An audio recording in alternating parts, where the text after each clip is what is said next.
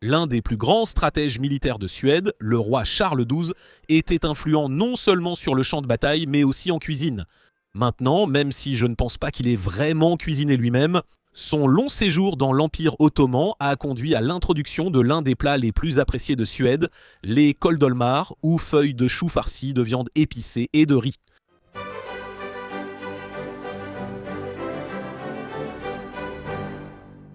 Après une défaite dévastatrice contre Pierre le Grand de Russie en 1709, le roi Charles, ou Karl le XIIe, de Suède s'est réfugié dans l'Empire ottoman et pendant son séjour, lui et ses hommes ont découvert de nombreux nouveaux plats qu'ils ont ramenés en Suède. Des choses comme le café, le sorbet et les feuilles de vigne farcies appelées dolma, qui étaient populaires dans tout l'Empire ottoman. Ainsi, même lorsque la recette est arrivée en Suède, ils utilisaient en fait des feuilles de vigne. Mais comme la Suède n'est pas vraiment propice à la culture du raisin, ils ont très vite proposé d'utiliser des feuilles de chou à la place. Cela a conduit le terme dolma ou dolmar à devenir kåldolmar, kold signifiant chou. La première recette suédoise apparaît dans un supplément de l'édition de 1765 de Kaiserwordens Hjälpreda i skötskörning för unga fruotimar, ou un guide ménager pour jeunes femmes. Un grand merci aussi à ma mécène Patreon Tova pour m'avoir aidé avec tous ces mots suédois, parce que je fais de mon mieux ici. Le suédois est une langue très difficile à prononcer pour moi. La recette est très longue, alors voici une version raccourcie. Prenez un bon quart de veau gras, coupez-le en petits dés et retirez tous les tendons. Ensuite, hachez-le un peu. Toute la graisse de rognon est coupée en très petits dés, puis on y ajoute une petite poignée de riz bien lavé, du poivre, de la massisse, un peu de clous de girofle, du sel et de l'oignon. Le tout est bien mélangé. Ensuite, prenez des feuilles de vigne légèrement blanchies. Si vous ne pouvez pas vous procurer de feuilles de vigne, vous pouvez utiliser des feuilles de chou à la place. Déposez un peu de viande sur chaque feuille, repliez la feuille autour et formez une boule. Les os de veau sont placés au fond de la marmite avec les parures de viande. Sur cela, on dispose les petites boulettes et on verse juste assez d'eau froide pour à peine couvrir le tout. Ajoutez suffisamment de sel pour que le liquide soit bien assaisonné. Placez une assiette en bois à l'intérieur avec un petit poêle dessus, puis laissez bouillir couvert 1h30 à feu doux. Lorsqu'elles sont servies, versez leur propre sauce dessus qui ne doit pas dépasser la capacité du plat. Ce n'est pas très différent de la version moderne, même si aujourd'hui elles sont plus cylindriques que rondes. Nous verrons donc le résultat. Les épices, elles, varient souvent. Le massis et le clou de girofle sont rarement utilisés dans la version moderne. Et au lieu de simplement les faire bouillir ou mijoter, comme nous allons le faire, beaucoup de recettes demandent soit de les faire frire, puis de les cuire au four avant de les braiser, juste pour les finir et leur donner un peu de couleur. Vous pouvez faire la version moderne, mais je vais tenter celle d'il y a 250 ans, car c'est sûrement ce qui ressemble le plus à un voyage dans le temps pour moi. J'adore voyager dans le temps dans ma cuisine, presque autant que les voyages à l'international.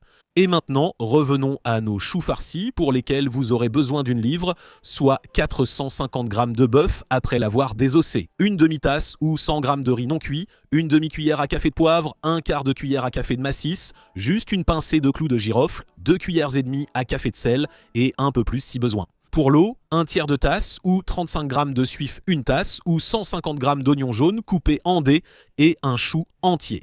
Donc, il y avait quelques éléments dans cette vieille recette sur lesquels j'ai un peu hésité à suivre à la lettre, et l'un d'eux, c'est le riz, parce qu'elle demande du riz lavé mais ne dit pas de le cuire, alors que la plupart des recettes modernes demandent d'ajouter du riz cuit. Mais j'ai trouvé quelques recettes méditerranéennes de dolma qui utilisent du riz non cuit, donc c'est ce que je vais faire, mais je vais bien le rincer et le laisser tremper dans de l'eau pendant environ 20 minutes. Pendant que le riz trempe, commencez à retirer la viande des os ainsi que le gras ou le tendon, sans les jeter car ils serviront pour le bouillon de bœuf. Mettez-les de côté pendant que vous hachez finement la viande. Aujourd'hui, les gens utilisent généralement du bœuf haché, ce qui est aussi une option, mais moi je découpe ma viande parce que j'ai ce nouveau couteau super sympa qui a été fabriqué pour moi et je veux en profiter. C'est mon nouveau couteau préféré car il est magnifique, très tranchant et fabriqué spécialement pour moi par un fan de la chaîne. Il m'en avait déjà fabriqué un il y a quelques années. Je l'ai tant aimé que j'en ai offert un à mon frère à Noël il y a quelques années, alors je mettrai un lien en description pour découvrir son travail de coutellerie. Maintenant, une fois que le bœuf est haché menu, mettez-le dans un bol et saupoudrez de sel et de poivre, puis ajoutez le massis et le clou de girofle en veillant à bien tout mélanger pour que les épices soient bien réparties. Ajoutez ensuite le suif et mélangez bien. Le suif est vraiment là pour fondre et maintenir la viande ensemble, surtout si vous n'utilisez pas du bœuf haché, mais simplement de la viande coupée, vous aurez besoin du suif comme liant. Ajoutez l'oignon en dés, mélangez, puis le riz. Vérifiez que tout est bien réparti, puis réservez pendant la préparation des feuilles de chou. Retirez autant de grandes feuilles que possible, cette recette en donne une douzaine. Faites bouillir une grande casserole d'eau et ajoutez-y les feuilles. Selon la taille de la casserole, il faudra peut-être procéder en plusieurs fois. Faites bouillir 4 ou 5 minutes jusqu'à ce qu'elle soit tendre, puis laissez refroidir pendant la préparation du dolma. Maintenant, dolmar ou dolma au singulier est l'un des nombreux mots et cuisines qui sont entrés dans la langue suédoise vers le début et le milieu du XVIIIe siècle. Maintenant, une chose que l'on attribue souvent aux Ottomans, aux Turcs de cette époque, ce sont les boulettes de viande suédoises. Ce n'est absolument pas vrai. Ils avaient déjà les boulettes de viande avant que tout cela arrive. Mais le fait qu'elles soient appelées dolma vient presque certainement de cette période, sous l'influence des Ottomans. Les Suédois avaient déjà des choux farcis avant cela, mais il s'agissait de choux entiers farcis principalement avec encore plus de choux, du pain et des œufs, donc c'était vraiment très différent. Ces dolmas, non seulement le mot vient clairement de la Méditerranée, mais aussi le style ressemble davantage à ce qui se faisait dans l'Empire ottoman à l'époque. Et en réalité, ils trouvent leurs racines jusqu'à la Grèce antique, et probablement même avant cela. Mais ceux-là sont généralement faits, même aujourd'hui, en forme cylindrique, alors que cette recette demande qu'ils soient faits ronds, ce que je n'ai jamais vraiment vu, mais je ne vois pas pourquoi ça ne fonctionnerait pas. Je vais vite savoir pourquoi ça ne marche pas. Donc, prenez une feuille de chou et coupez la partie la plus épaisse de la tige, puis formez une petite boule avec la farce et placez-la au centre de la feuille, puis enveloppez-la en essayant de garder cette forme de boule. C'est plus difficile qu'il n'y paraît. Répétez jusqu'à ce que toutes les feuilles soient garnies et prêtes à cuire.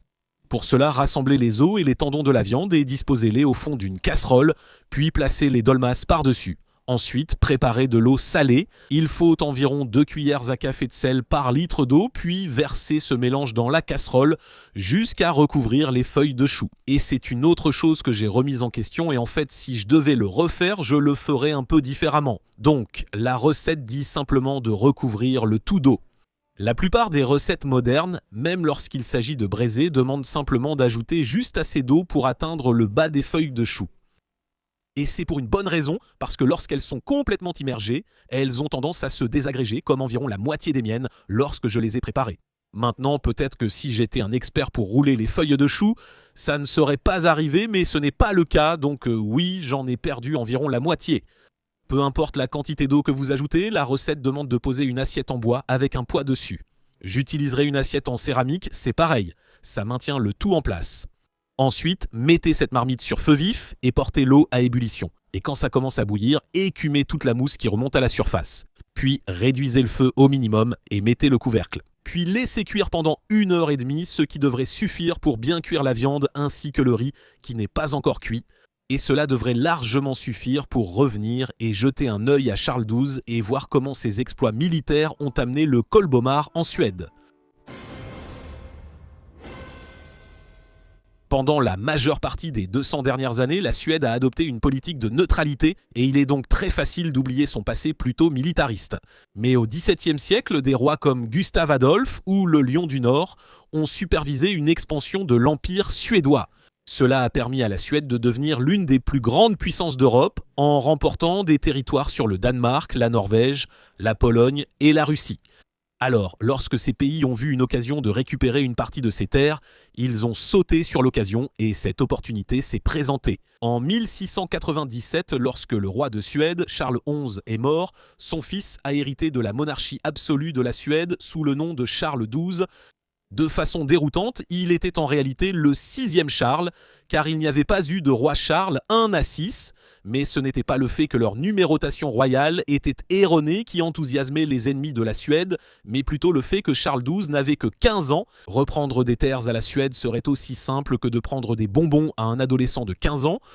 Mais il leur a en fait fallu quelques années pour mettre de l'ordre dans leurs affaires. Ce n'est donc qu'en 1700, alors qu'il avait 18 ans, que la triple alliance du Danemark, de la Norvège, de la Saxe, de la Pologne, de la Lituanie et de la Russie lança une attaque à 3 volets contre la Suède, déclenchant ainsi la Grande Guerre du Nord. Malheureusement pour eux, Charles savait très bien se débrouiller sur un champ de bataille, même étant jeune, car en quelques mois, il a vaincu le Danemark, la Norvège et a livré la bataille de Narva, où il a écrasé de façon décisive une armée russe bien plus nombreuse. Les Suédois ont perdu 667 hommes, tandis que la Russie a perdu entre 8000 et 10 000 hommes selon les estimations. Cela s'explique en partie par le fait que la Russie n'avait pas encore modernisé son armée.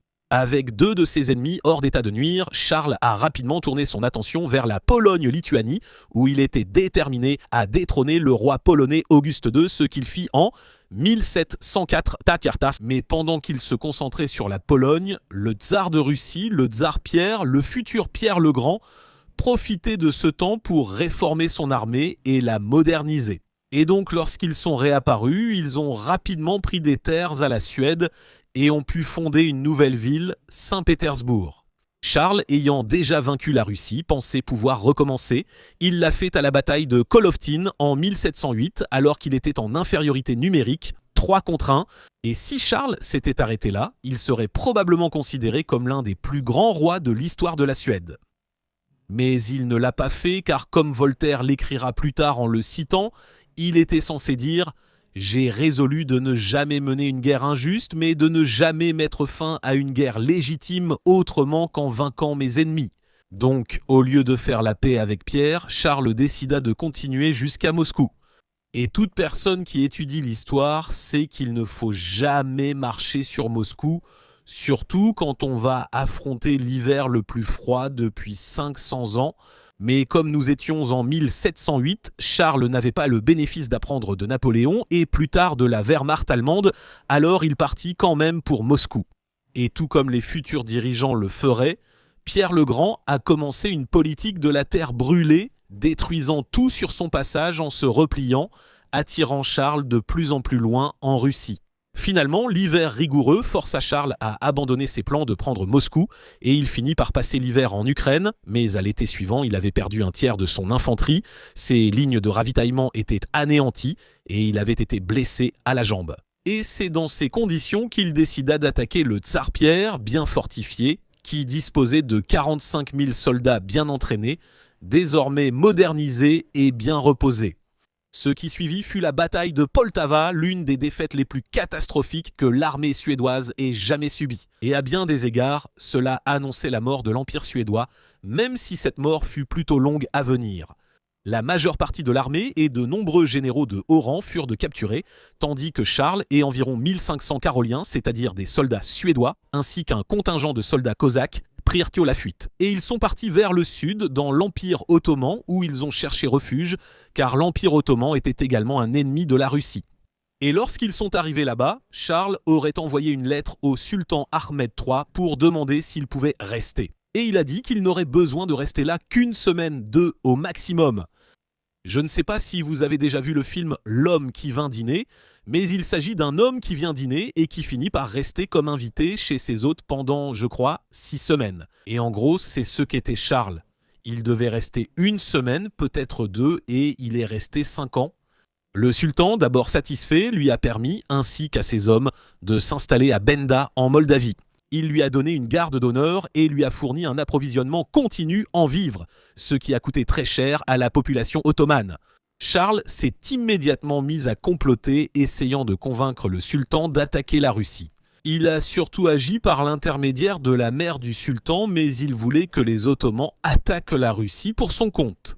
Eh bien, en 1710, la mère du sultan, à la demande de Charles, a finalement convaincu son fils de déclarer la guerre à la Russie. Et ils ont commencé une guerre contre la Russie, mais elle n'a pas duré très longtemps, car il s'est avéré que le vizir ottoman était payé par Pierre le Grand. Donc très rapidement, ils ont signé un traité de paix. Et Charles n'était pas content de cela. Il a exprimé son opposition de façon assez virulente. Mais à ce moment-là, la plupart des Ottomans en avaient un peu assez de lui, de toutes ses intrigues et du fait qu'il leur coûtait une véritable fortune. Ils lui ont même donné un surnom de Mirbach Charles, ce qui est difficile à traduire, mais en gros, cela signifie quelque chose comme Charles l'inamovible ou Charles l'actif immobilisé. Parce qu'en plus de coûter une fortune au peuple, il accumulait aussi d'énormes dettes auprès de pratiquement tous ceux qui acceptaient de lui prêter de l'argent. Les choses ont atteint leur paroxysme en février 1713, lorsqu'un groupe de janissaires ottomans, accompagné d'une foule de citoyens, a attaqué la maison de Charles. Et avec seulement 40 soldats, Charles a tenu tête à plusieurs centaines de soldats ottomans avec des canons pendant 7 heures. Mais finalement, la maison a pris feu et les Suédois ont été forcés de l'abandonner. Et on dit que Charles, en sortant, a trébuché sur ses propres éperons et est tombé au sol, permettant ainsi aux Ottomans de le capturer. Cet affrontement fut appelé Kalabalik de Bender. Et ce mot, Kalabalik, est la première preuve que nous ayons de cette période ottomane influençant la langue suédoise. Car en ottoman ou en turc, le mot signifiait une foule ou une cohue. Et ensuite, ce mot a été utilisé en suédois et aujourd'hui, il signifie une agitation ou un tumulte. Quoi qu'il en soit, après cet événement, Charles a été placé en résidence surveillée et le sultan qui avait été son allié a dit « Bon, il est temps de partir. Tu dois partir. » Et Charles a dit « Non, je ne vais pas partir. » Et je suis sûr que le sultan s'est demandé « As-tu le droit de dire ça ? Tu peux dire non ?» Mais il l'a fait, il a dit non 3 fois. Ils lui ont offert beaucoup d'argent, il a quand même dit non. Il a dit que la seule façon pour lui de partir, c'était à la tête d'une armée ottomane.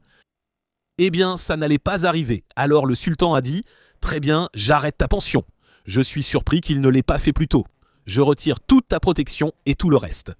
Et en fait, je vais lever une armée pour t'escorter hors de mes terres. » Mais heureusement, cela n'a pas eu besoin d'arriver car à l'automne 1714, Charles a reçu une lettre de chez lui.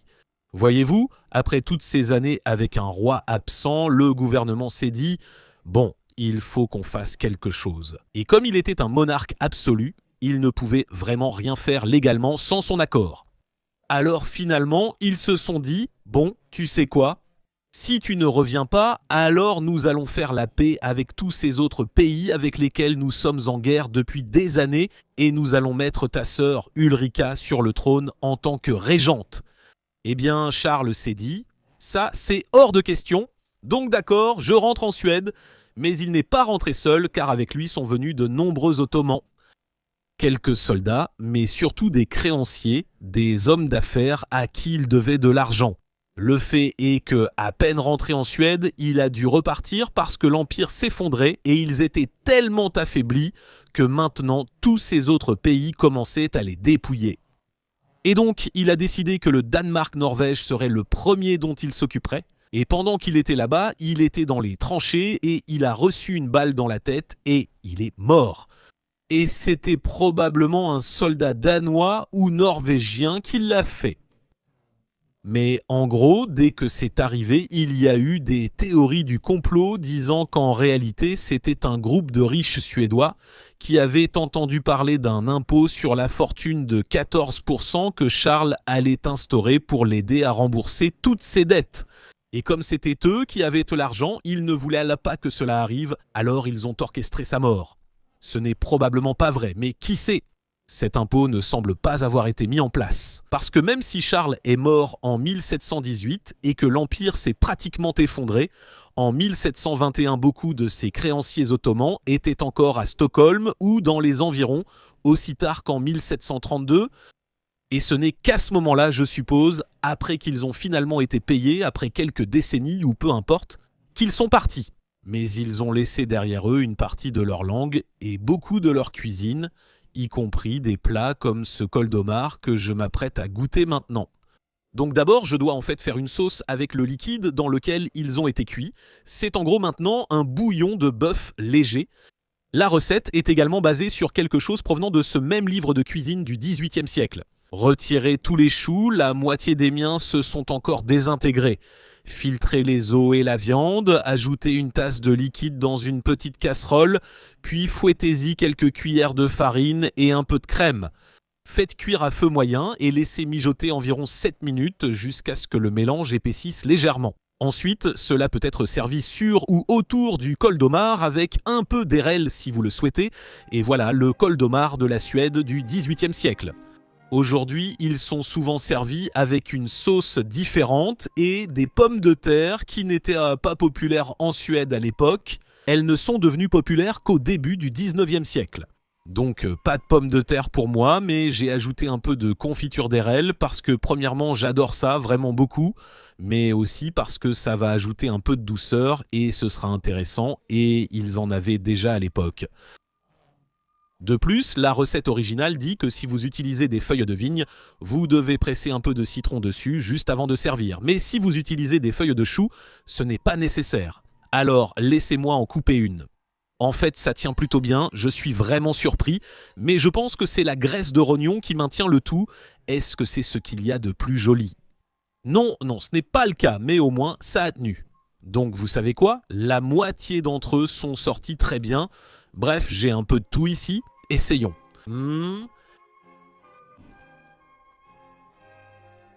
Ce n'est peut-être pas beau, mais c'est très bon. Laisse-moi goûter même sans l'érel, la sauce est vraiment bonne en fait. C'est une sorte de sauce légère et crémeuse.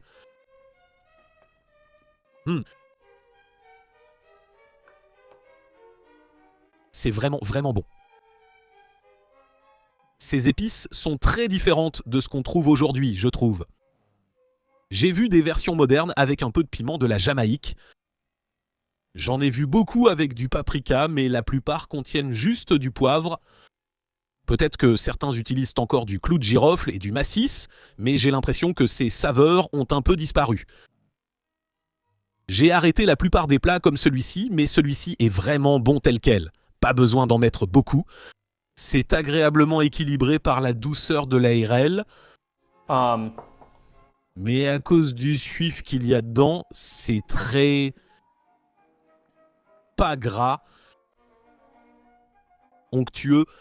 C'est ce que tu fais, tu n'aurais pas besoin de beaucoup, je pense qu'une petite boule suffira largement, vraiment comme un repas entier. Ça va être vraiment très rassasiant. Le riz, c'est ce qui me surprend vraiment. Le riz est complètement cuit, bien tendre et moelleux. Je me demande quand même, le riz gonfle. Est-ce que c'est ça qui a déchiré certaines feuilles de chou en gonflant? Je ne sais pas. De combien le chou gonfle-t-il? Peu importe, c'est délicieux. Oui, ceux-là sont assez délicats, je ne vais pas mentir. Cela demande un peu de technique. Ma technique pour rouler les feuilles de chou n'est pas encore au point, mais ça en vaut la peine, c'est délicieux. Je pense que tu peux trouver en ligne une recette moderne, plus facile, qui tiendra mieux et aura plus de couleurs grâce à la friture ou autre. De toute façon, la plupart des recettes modernes n'utilisent pas de suif, difficile à trouver. Moderne ou historique, ça n'a pas d'importance, les deux sont délicieux. Et oui, c'est sympa de refaire un plat suédois, je n'ai pas cuisiné de plat suédois depuis un bon moment. Donc d'autres plats suédois à venir. Et je vous retrouve la prochaine fois dans Tasting History.